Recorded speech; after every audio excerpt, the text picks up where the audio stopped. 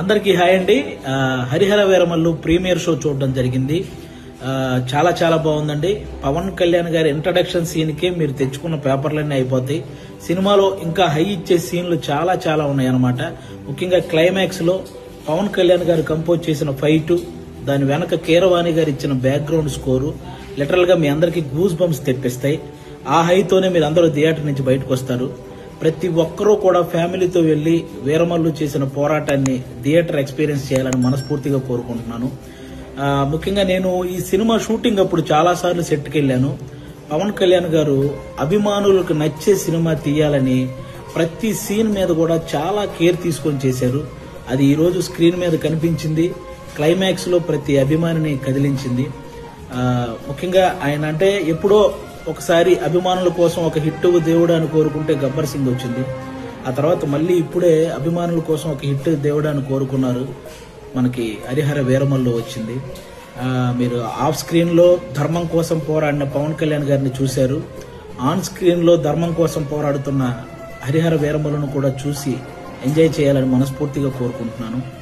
మీరు గమనించే ఉంటారు, ఆయన సినిమా జీవితంలో ఎప్పుడు ఇవ్వనన్ని ప్రెస్ మీట్లు, ఎప్పుడు చేయనన్ని ఇంటర్వ్యూలు, అలాగే 2 ప్రీ రిలీజ్ ఈవెంట్లు, ఇవన్నీ ఓన్లీ సినిమా కోసం నిలబడ్డమే కాదు, ఏఎం రత్నం గారు అనే ఒక మంచి ప్రొడ్యూసర్ కోసం నిలబడ్డమండి. నిజంగా ఆయన భారతదేశం గర్వించదగ్గ సినిమాలు ఎన్నో తీశాడు. తెలుగు, హిందీ, తమిళ్ పెద్ద పెద్ద హీరోలతో పెద్ద పెద్ద హిట్లు ఇచ్చారు. ఈరోజు పవన్ కళ్యాణ్ గారితో ఆయన పొలిటికల్ షెడ్యూల్ ని దృష్టిలో పెట్టుకుని దానికి తగ్గట్టు సినిమా షెడ్యూల్ ని వేసి అక్కడ పొలిటికల్ కెరీర్ లో ఆయన ఒక మైల్ రాయి సాధించడానికి, అలాగే సినిమా కెరీర్ లో ఇంకొక మైల్ రాయి సాధించడానికి తోడ్పడిన ఒక మంచి ప్రొడ్యూసర్ అండి ఏఎం రత్నం గారు. ఆయనకు కూడా మనందరం అండగా నిలబడాలని కోరుకోవటం కాదు, వేడుకుంటున్నాను. అందరూ ప్రతి ఒక్కరూ వెళ్లి ఫ్యామిలీతో ఈ సినిమా చూడాలి.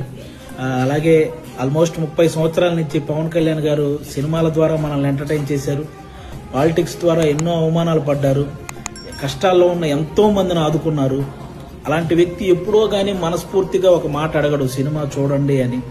కాబట్టి ఆయన్ని అంటే ఇంకో 3 సినిమాల తర్వాత ఆయన మళ్ళీ కొన్ని సంవత్సరాలు సినిమాలు చేస్తాడో లేదో కూడా తెలియదు. అలాంటి వ్యక్తికి మనం ఈ 3 సినిమాలు ఆయన గుర్తుంచుకునే విధంగా, ఆయన గుర్తు పెట్టుకునే విధంగా విజయాన్ని అందించాలని మనం మనస్ఫూర్తిగా కోరుకుంటున్నాను. పవన్ కళ్యాణ్ గారి అభిమానులందరూ అభిమానులే కాదండి, మనస్ఫూర్తిగా నేను ఒక విషయం చెప్తున్నాను. ఆయనకి నాయకులతో వ్యతిరేకత ఉంటది కానీ సాధారణ ప్రజలందరినీ కూడా సమానంగా